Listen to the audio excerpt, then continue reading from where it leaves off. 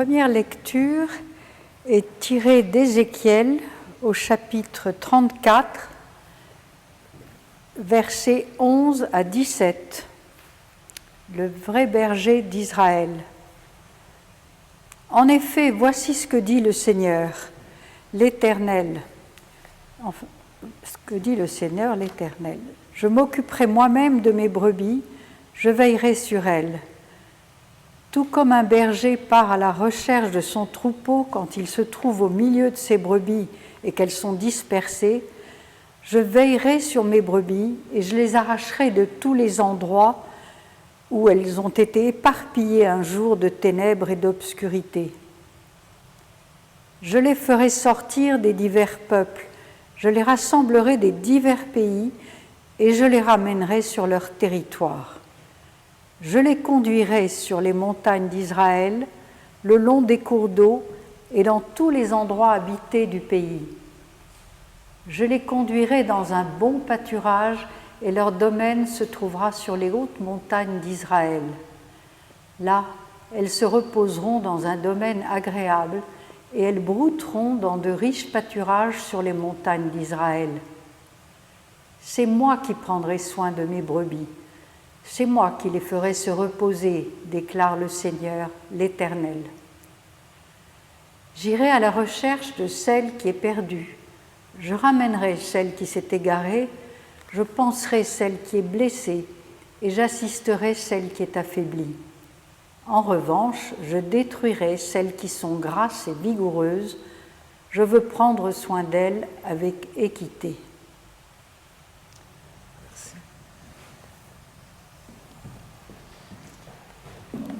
Et la seconde lecture dans l'évangile de Matthieu, chapitre 25, les versets 31 à 46. Lorsque le Fils de l'homme viendra dans sa gloire, avec tous les anges, il s'assiera sur son trône de gloire. Toutes les nations seront rassemblées devant lui. Il séparera les uns des autres, comme le berger sépare les brebis des boucs. Il mettra les brebis à sa droite et les boucs à sa gauche. Alors le roi dira à ceux qui seront à sa droite, « Venez, vous qui êtes bénis par mon Père, prenez possession du royaume qui vous a été préparé dès la création du monde. En effet, j'ai eu faim, et vous m'avez donné à manger, j'ai eu soif, et vous m'avez donné à boire, j'étais étranger, et vous m'avez accueilli, j'étais nu, et vous m'avez habillé, j'étais malade, et vous m'avez rendu visite, j'étais en prison, et vous êtes venus vers moi. » Les justes lui répondront, « Seigneur, quand avons-nous vu affamé, et t'avons-nous donné à manger, ou assoiffé, et t'avons-nous donné à boire? Quand t'avons-nous vu étranger et t'avons-nous accueilli, ou nu et t'avons-nous habillé? Quand avons-nous vu malade ou en prison et sommes-nous allés vers toi? » Et le roi leur répondra, « Je vous le dis en vérité, toutes les fois que vous avez fait cela à l'un de ces plus petits de mes frères, c'est à moi que vous l'avez fait. » Ensuite, il dira à ceux qui seront à sa gauche, « Éloignez-vous de moi, maudits, allez dans le feu éternel qui a été préparé par le diable et pour ses anges. En effet, j'ai eu faim et vous ne m'avez pas donné à manger, j'ai eu soif et vous ne m'avez pas donné à boire, j'étais étranger et vous ne m'avez pas accueilli, j'étais nu et vous ne m'avez pas habillé, j'étais malade et en prison et vous ne m'avez pas rendu visite. » Ils répondront aussi, « Seigneur, quand avons-nous vu affamé ou assoiffé ou étranger ou nu ou malade ou en prison et ne t'avons-nous pas servi ?» Et il leur répondra, « Je vous le dis en vérité, toutes les fois que vous n'avez pas fait cela à l'un de ces plus petits, c'est à moi que vous ne l'avez pas fait. » Et ils iront à la peine éternelle, tandis que les justes iront à la vie éternelle. Seigneur, ta parole est la vérité, sanctifie-nous par ta vérité.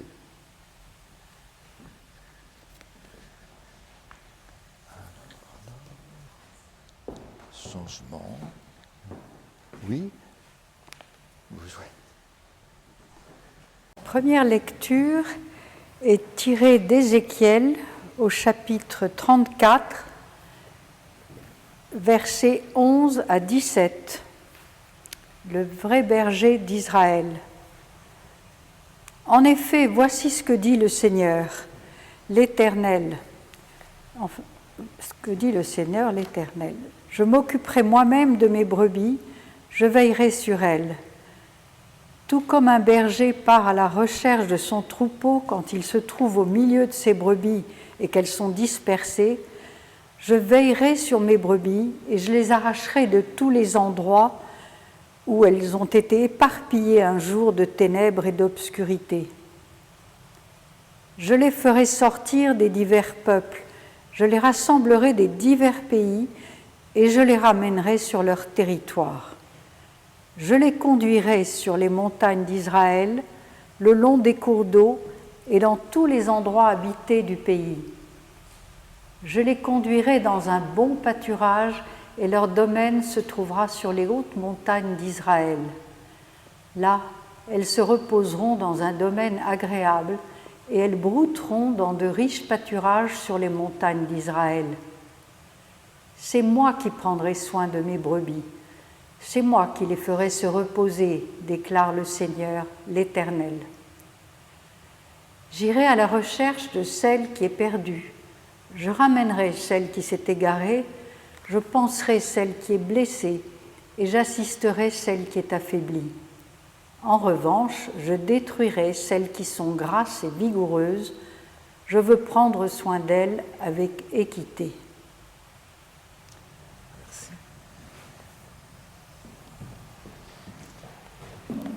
Et la seconde lecture dans l'évangile de Matthieu, chapitre 25, les versets 31 à 46. Lorsque le Fils de l'homme viendra dans sa gloire, avec tous les anges, il s'assiera sur son trône de gloire. Toutes les nations seront rassemblées devant lui. Il séparera les uns des autres, comme le berger sépare les brebis des boucs. Il mettra les brebis à sa droite et les boucs à sa gauche. Alors le roi dira à ceux qui seront à sa droite, « Venez, vous qui êtes bénis par mon Père, prenez possession du royaume qui vous a été préparé dès la création du monde. En effet, j'ai eu faim et vous m'avez donné à manger, j'ai eu soif et vous m'avez donné à boire, j'étais étranger et vous m'avez accueilli, j'étais nu et vous m'avez habillé, j'étais malade et vous m'avez rendu visite, j'étais en prison et vous êtes venus vers moi. » Les justes lui répondront, « Seigneur, quand t'avons-nous vu affamé et t'avons-nous donné à manger, ou assoiffé et t'avons-nous donné à boire? Quand t'avons-nous vu étranger et t'avons-nous accueilli, ou nu et t'avons-nous habillé? Quand avons-nous vu malade ou en prison et sommes-nous allés vers toi? » Et leur roi leur répondra, « Je vous le dis en vérité, toutes les fois que vous avez fait cela à l'un de ces plus petits de mes frères, c'est à moi que vous l'avez fait. » Ensuite, il dira à ceux qui seront à sa gauche, « Éloignez-vous de moi, maudits, allez dans le feu éternel qui a été préparé par le diable et pour ses anges. En effet, j'ai eu faim et vous ne m'avez pas donné à manger, j'ai eu soif et vous ne m'avez pas donné à boire, j'étais étranger et vous ne m'avez pas accueilli, j'étais nu et vous ne m'avez pas habillé, j'étais malade et en prison et vous ne m'avez pas rendu visite. » Ils répondront aussi, « Seigneur, Quand avons-nous vu affamé ou assoiffé ou étranger ou nu ou malade ou en prison et ne t'avons-nous pas servi ? Et il leur répondra, je vous le dis en vérité, toutes les fois que vous n'avez pas fait cela à l'un de ces plus petits, c'est à moi que vous ne l'avez pas fait. Et ils iront à la peine éternelle, tandis que les justes iront à la vie éternelle. Seigneur, ta parole est la vérité, sanctifie-nous par ta vérité.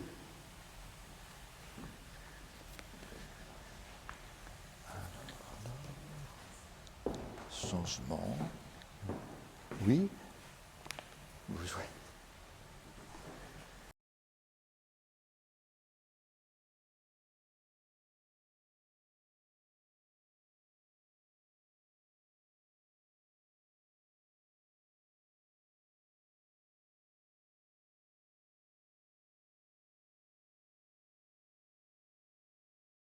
Je vous disais que le titre de la prédication que je vous propose ce matin est « Un lieu commun ». Lieu commun, c'est assez souvent plutôt péjoratif. C'est synonyme de banal, de sans intérêt, c'est le plus petit dénominateur commun. C'est consensuel, et il paraît que consensuel, c'est pas bien d'être consensuel, enfin pas très bien. C'est un cliché, un lieu commun. Un poncif usé, quelque chose d'ordinaire et de sans importance. Or, moi je crois qu'il n'y a rien de plus beau qu'un lieu commun. Nous sommes dans un lieu commun, un lieu qui rassemble. Rêver, retourner, découvrir un lieu commun, une terre commune, c'est assez encourageant. Une maison de famille, un temple, la terre promise, ou encore une alliance, ou encore un message, un chemin, pourquoi pas celui de Compostelle, voilà de beaux lieux communs, et le lieu commun mérite quand même notre attention. Et ce sont ces lieux communs vers lesquels nous appellent les textes que nous venons de lire ce matin, enfin me semble-t-il. Alors, pour prendre les choses dans l'ordre, quelques mots sur Ézéchiel, rapidement. Donc le prophète qui est exercé en exil à Babylone dans les années 593 avant Jésus-Christ jusqu'à 571, au moment où les Hébreux exilés à Babylone par Nabuchodonosor se lamentent et espèrent retourner chez eux. Babylone qui est aujourd'hui l'Irak.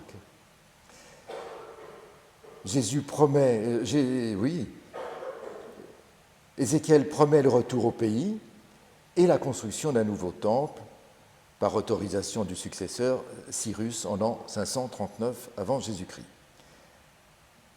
Ça préfigure le rassemblement des exilés juifs, la diaspora, le retour au pays.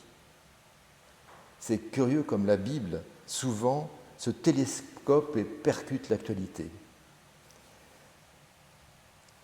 Et la première constatation que nous pouvons faire de ce voyage, de ces déplacements, c'est que Dieu n'est jamais assigné à résidence. Il est ici, il est là, il vient. C'est un Dieu mobile. Il ne tient pas en place. Matthieu, quant à lui, donc l'évangile de Matthieu, vous vous souvenez, il s'appelait Lévi, il s'est appelé Matthieu, il était inspecteur des impôts ou douanier, enfin il avait une mission, une fonction pas très populaire. Et un beau matin, Jésus est venu le trouver et lui a dit « Suis-moi ». Et le père Matthieu a fait ni une ni deux, hop, il va emboîter le pas et il est parti avec Jésus. Dans son évangile, il y a énormément de citations de l'Ancien Testament, il se réfère très souvent à Ézéchiel. Il est l'auteur de la généalogie de Jésus, à lire dans les premières pages, c'est très très long, ça n'en finit pas, mais c'est une curiosité. Et moi je le vois comme un homme méticuleux, assez sourcilleux quant à la loi, un rien légaliste, peut-être un peu dogmatique aussi, comme nous le verrons. Alors en rapprochant ces deux textes, j'ai trouvé qu'il y avait non pas des analogies, mais des passages, encore de la mobilité. Par exemple, nous allons d'Ézéchiel à Matthieu, du national à l'international. Nous passons d'un peuple à l'humanité. Il s'agit des Hébreux, et puis qui retourneront dans leur terre promise. Mais avec Jésus, c'est le monde entier. Ça fait penser un petit peu, si vous voulez, d'un côté, au début, à la Déclaration des droits de l'homme et du citoyen de 1789, et puis, quelques années plus tard, en 1948, à la Déclaration universelle des droits de l'homme. Et ce passage, ce pont, eh bien, c'est naturellement Jésus qui le fait franchir. Chez l'un comme chez l'autre, chez Ézéchiel comme chez Matthieu, il y a aussi cette dualité, ce manichéisme, les bons et les mauvais, les appelés et les élus, les mauvais rois, les torchons et les serviettes, les boucs et les brebis qui seront séparés. Chez l'un comme chez l'autre, on trouve la promesse de lendemain enchanteur, dans un pays de lait et de miel pour l'un, dans le royaume de mon Père pour l'autre. Ça s'élargit tout de même, les perspectives s'élargissent, les horizons s'élargissent. Mais il y a ces promesses. Toutefois, tandis que le prophète annonce le retour au pays, un pays, donc, je disais, géographiquement situé, un territoire, une nation, limité, le pays d'un peuple, l'évangéliste Matthieu élargit le territoire au royaume de Dieu. Le lieu commun du premier n'est pas celui du second. Avec Jésus, nous passons d'une nationale au mondial, d'un peuple à l'humanité entière, ce qu'on pourrait appeler la mondialisation. Et comme je vous le disais, c'est le passage de la Déclaration des droits de l'homme de 1789 à celle de 1948. Il y a une seconde transition, donc d'abord géographique, une seconde transition, un second passage entre ces deux lectures, c'est le passage de la voix passive à la voix active. Dans Ézéchiel, nous voyons ces braves brebis menées, conduites, obéissantes, peut-être soumises, qui suivent et qui sont emmenées. On ne leur demande pas tellement leur avis, elles ne prennent pas d'initiative. C'est un bon, brave troupeau. Bon, très bien, on aime ça. Mais avec Matthieu, les choses changent, donc avec Jésus. Il ne s'agit plus de sujets passifs et soumis, il s'agit d'hommes et de femmes libres et responsables. Et qu'est-ce qui se passe? Alors que nous voyons dans Ézéchiel ces troupeaux qui suivent, qui suivront, avec Matthieu, nous passons à la forme active. Ils ont fait ceci, ils ont fait cela, ils ont habillé, ils ont nourri, ils ont soigné, ils ont accueilli, ils ont visité. Et c'est énorme. Là, il y a un bond, quelque chose de phénoménal, de passer du passif à l'actif, de passer à l'action. Et c'est formidable. On voit que même avec l'amour de Dieu, dont nous ne doutons pas, il faut y mettre un peu du sien aussi. Il ne suffit pas d'obéir, de se soumettre, d'être docile, mais il faut aller au-delà. Il faut passer à l'action. Et donc, cette transition, est-ce qu'elle est gratuite? Est-ce qu'elle va est-ce que nous avons un bénéfice? Eh bien, le seul bénéfice que nous avons, et vous savez qu'avec Dieu, ce n'est pas donnant-donnant, c'est celui de la joie, c'est celui de la paix, c'est celui de la vie en abondance. Et ça, c'est assez extraordinaire ce qui nous est donné là. C'est un peu comme les scouts qui font leur BA, si vous avez été scout. Faire une bonne action, d'ailleurs on n'a pas besoin d'être scout pour faire de bonnes actions, mais ça donne une satisfaction extraordinaire. On n'attend pas d'autre retour que le bonheur d'aller vers l'autre, le sourire que l'on reçoit. Et ça, c'est une libération, c'est une parole qui libère. Recevoir de la part de Jésus, par Matthieu, cette pas ce commandement, mais cette incitation à passer à l'action, c'est une liberté, parce qu'on ne peut pas prendre d'initiative si l'on n'est pas libre. Le préalable, c'est cette liberté, et cette liberté qui nous est donnée par Dieu. Ce savoir aimer, pardonner et accueillir, tel que nous sommes, mal foutus, tordus, paresseux, étourdis, indifférents, fatigués ou occupés à autre chose, nous sommes tous les invités du Seigneur, et nous n'oublions pas que Jésus est venu pour les pécheurs. Et ça, c'est la bonne nouvelle. Donc nous avons vu ces braves moutons suivre, et la suite, c'est-à-dire l'encouragement à passer à l'action. Et je vous rappelle les paroles de Jean, dans Jean 4, qui écrit, ça c'est valable pour les brebis et pour bien d'autres, « L'homme ne vivra pas de pain seulement, mais de toute parole qui sort de la bouche de Dieu. » Ce qui nous fait passer à un autre moment de relation des échos entre ces textes, c'est le passage de la parole à l'acte.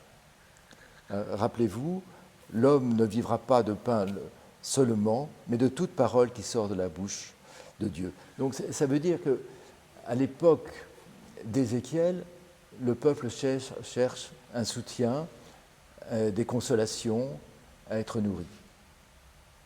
Arrive avec Jésus le moment où il ne s'agit plus seulement de nourriture, comme la manne qui tombe dans le désert, mais d'une nourriture spirituelle que nous recevons en abondance et qui nous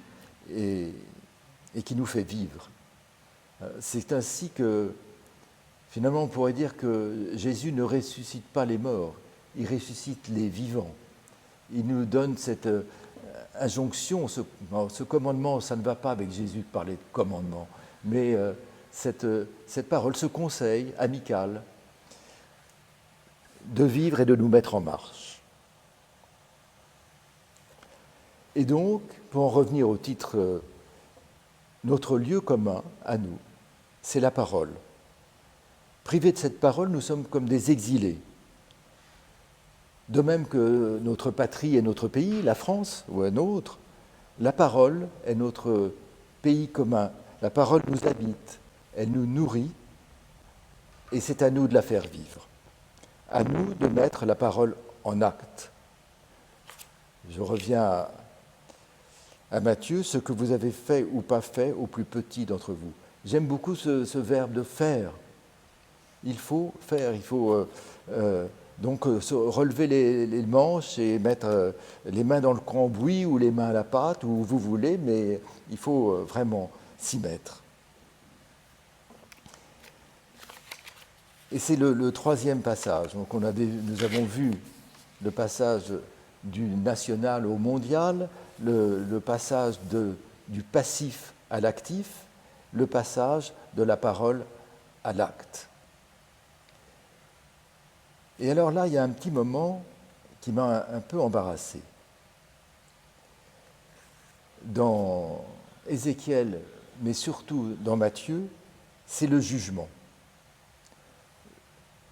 Il est dit que ceux qui n'ont pas fait, ceux qui ont négligé, étaient indifférents, désinvoltes, eh bien ceux-là sont condamnés à la peine éternelle.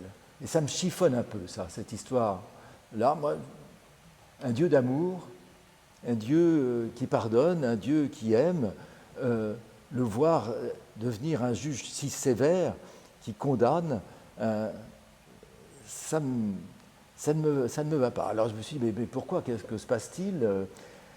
J'ai peut-être rien compris, après tout.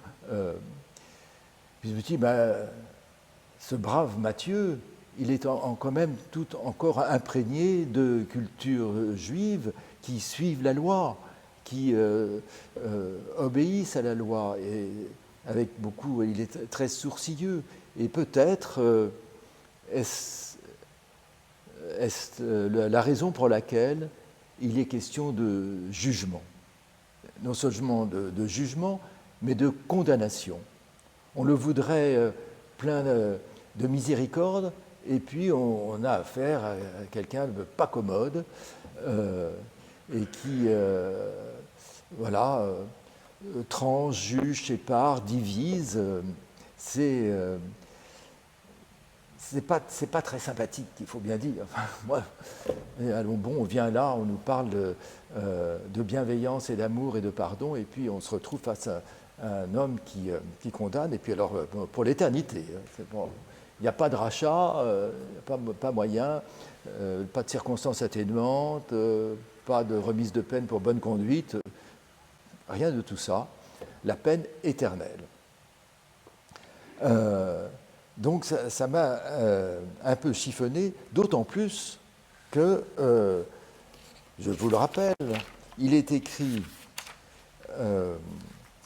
un peu partout, surtout sur mes feuilles, que je ne trouve pas, que Jésus n'est pas venu pour juger, pour condamner, mais pour sauver. Je recherche...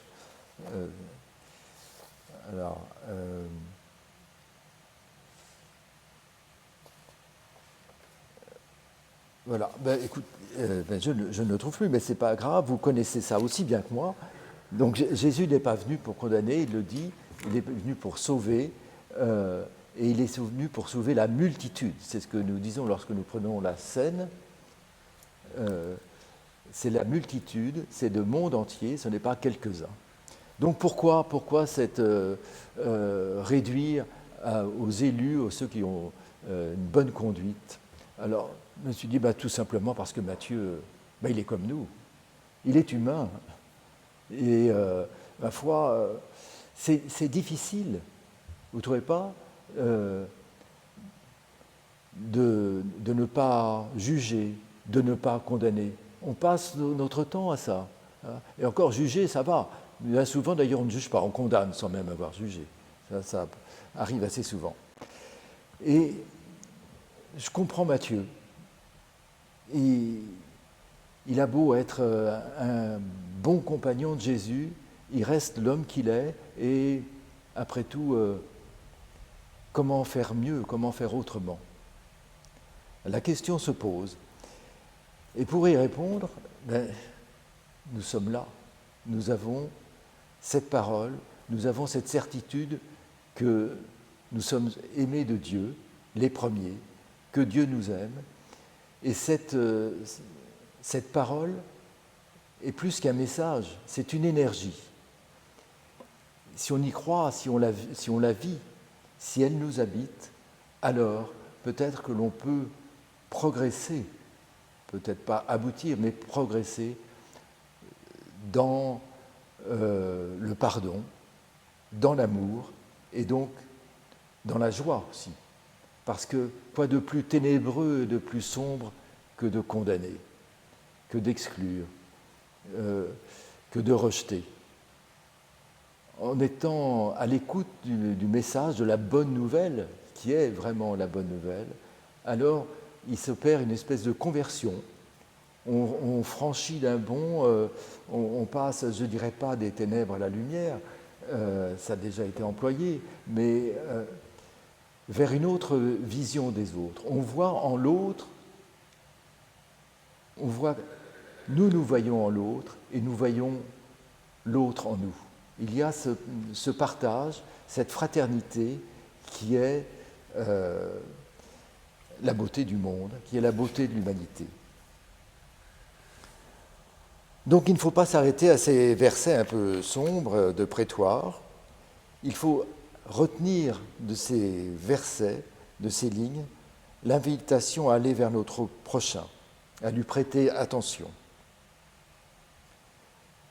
Et rappelons-nous que Jésus va de préférence, non seulement vers les malades et les victimes, les damnés de la terre, mais il va aussi vers Zachée, le collecteur d'impôts, il va aussi vers la prostituée, il va vers les gens de mauvaise vie, et d'ailleurs, on lui reprochera assez. Il aura très mauvaise réputation, il a de mauvaises fréquentations, mais c'est là qu'il est attendu. Il n'est pas venu pour les justes, il est venu là pour s'occuper des pécheurs. Donc lui n'a pas condamné, mais c'était lui. Rappelez-vous, tous les publicains et les gens de mauvaise vie s'approchaient de Jésus pour l'entendre. Et lorsque Matthieu organise un repas chez lui, il invite aussi, pas la pègre, mais des gens qui ne sont pas non plus très, très bien vus par la population.